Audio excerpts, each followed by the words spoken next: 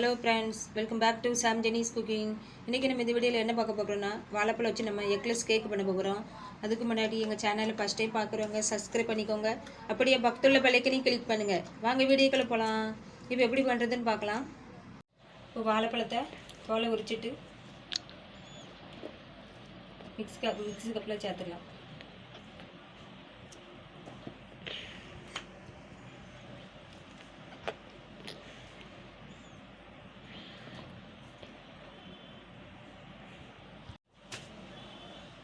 இது கூட சீனி சேர்த்துக்கலாம். 1 கப் சீனி. ரெண்டையும் நல்லா அரைச்சி எடுத்துடலாம். பாருங்கள், நல்லா அரைச்சாச்சு. இந்த பவுலில் சேர்த்துடலாம்.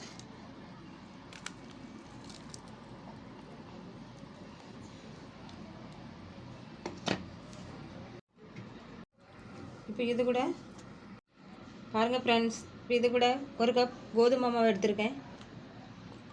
அரிச்சு எடுத்துருக்கேன்னால அப்படியே சேர்க்குறேன்.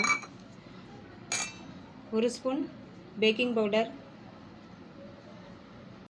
1/2 ஸ்பூன் பேக்கிங் சோடா. இது கூட 1/4 கப் எண்ணெய் சேர்த்துடலாம்.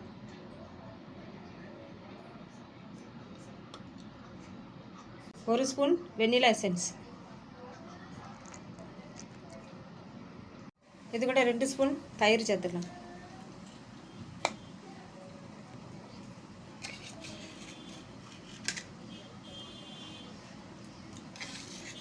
இப்போ நல்லா மிக்ஸ் பண்ணிடலாம்.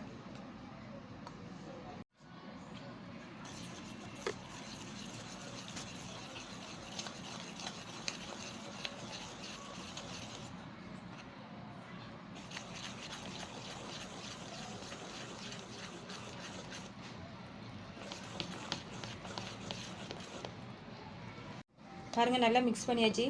கொஞ்சம் கெட்டியாக இருக்குது, அதனால் ஒரு 1/4 கப் தண்ணி சேர்க்குறேன். நான் நல்லா மிக்ஸ் பண்ணிடலாம்.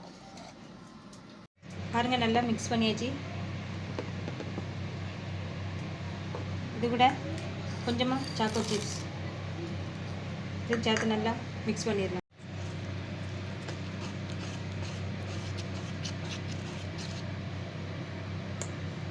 இப்போ இந்த பாத்திரத்தில் எண்ணெய் தடவி வச்சுருக்கேன். நம்ம மாவு சேர்த்துடலாம்.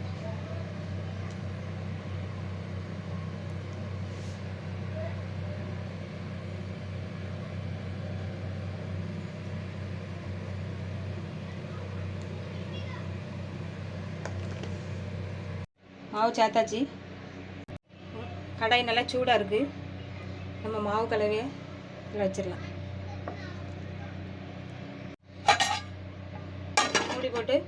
மூடி போட்டு வச்சுருக்கேன். 20 நிமிஷம் அடுப்பு ஸ்லோ வச்சு நம்ம வேக வச்சு எடுத்துடலாம். அதுக்கப்புறம் பார்க்கலாம்.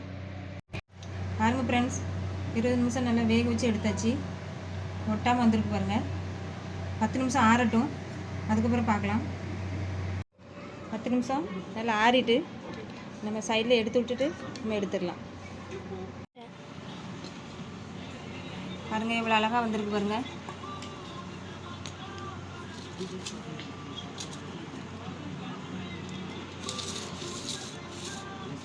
கட் பண்ணிடலாம்.